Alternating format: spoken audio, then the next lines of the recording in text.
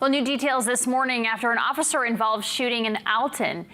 The Maine State Police Major Crimes Unit says one woman has serious injuries from an assault. Brewer Police requested state police around 9:45 yesterday morning to be on the lookout for a car whose occupants were involved in a domestic assault. State police responded to Argyle Road in Alton after receiving information the car was there. Police say when they arrived, a man identified as Javon Carter was assaulting a female passenger. Police say Carter drove at one of the troopers. Maine State Police Corporal Blaine Silk shot Carter.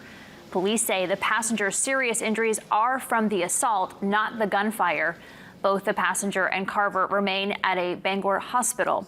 We spoke with a Milford resident who says that's where the incident began. Early this morning, around 6 o'clock, I was woken out of my sleep when somebody was running by my window yelling for help, help, help. And when I got up to look around, I couldn't see anybody. And then I looked across my neighbor, and he was fidgeting with his keys to try to get in the house. And when he got in, that was the end of it. Police say there is no danger to the public. The Maine Attorney General's office and state police continue to investigate the shooting and the assault.